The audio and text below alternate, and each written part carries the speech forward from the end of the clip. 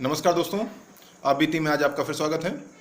और लोग बड़े बड़े ऑफिसों, बड़े बड़े विश्वविद्यालयों में बैठ कर के, बड़ी बड़ी कारों में बैठ के गरीबी पर व्याख्यान बोलते हैं, लिखते हैं, जाति धर्म पर बड़ी बड़ी डींगे मारते हैं। और मुझे नहीं लगता कि पुरानी बातों पे डिबेट कर रहे हैं, उनको उठा के कर रहे हैं। गरीबी का आकलन देखना है तो मुझे तो नहीं लगता कि अब लोगों को सौभाग्य प्राप्त हो सकता है।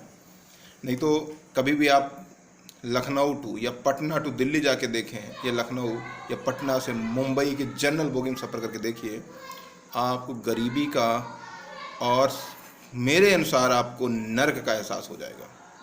लोग जब लैट्रिन की डिप जो बनी रहती है उसमें भी 5-5, 6-6 लोग बैठ के सफ़र करते हैं, वहीं खाना खाते हैं। ये स्थिति रहती है। गेट में घुसने के लिए जनरल बोगियों में लोगों को एक दूसरे कंधे पे पैर रख के घुसना पड़ता, तब घुस पाते हैं। चलिए, एक ऐसा ही किस्सा मैं अपने बता रहा हूँ आपको कि बहुत पहले एक ठेका मैंने लिया श्रीगंगानगर में, खंडेलवाल कोलू मिल में। और सरसों में काम कुछ भी नहीं था, लेकिन सरसों की झाग इतनी ज़्यादा लगती थी कि एक महीने में 100 से 125 लेबर वहाँ से काम छोड़ के भागा होगा। बिना, कुछ लोग तो वेतन भी नहीं लेते थे, किराया भी नहीं लेते थे, भाग जाते थे। हम लोग बोलते किराया वेतन तो लेके जाना जाओ। ऐसे ही किस्सा है कि मैं वहाँ से वापस आ रहा था, मुझे दिल्ली प्लेटफॉर्म पे एक लड़का मिला, मनीष नाम का, और बोला कानपुर से था। तो मैंने कहा अरे मनीष, कहाँ जा रहे हो? तो भाग आए, तुम भी भाग आए आज? बोले हाँ भैया हम भाग आए, काम नहीं करेंगे। मैंने पूछा टिकट? तो बोला जब ट्रेन चल पड़ी तो मैंने उसको बैठा ला।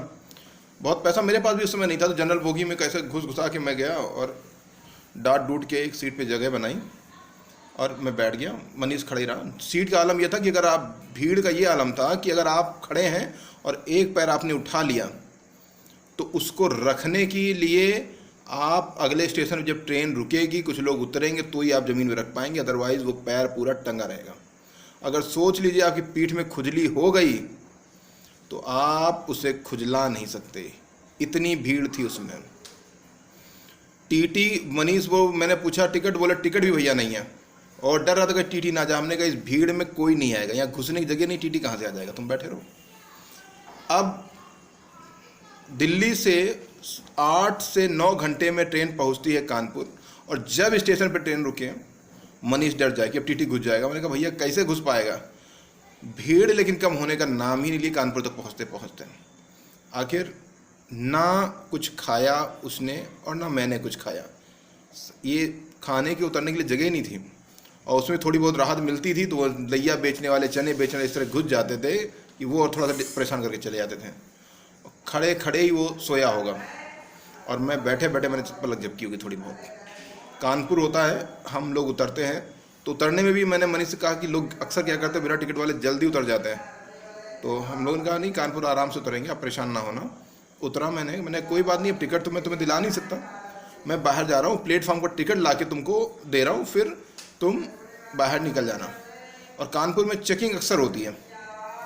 मैं जल्दबाजी चक्कर में ये भूल गया मैं कि कंफर्म भूल गया कि किस प्लेटफॉर्म पे ट्रेन रुकी थी।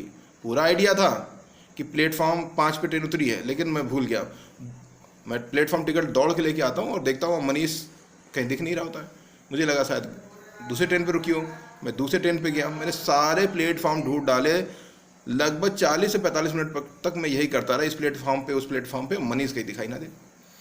फिर मुझे लगा यार नहीं, ऐसा ही नल वहाँ लगा हुआ था, ऐसा ही चीज़ें थी, तो यहीं कहीं मनीष रुका हुआ था, ऐसा तो नहीं टीटी पकड़ ले गए।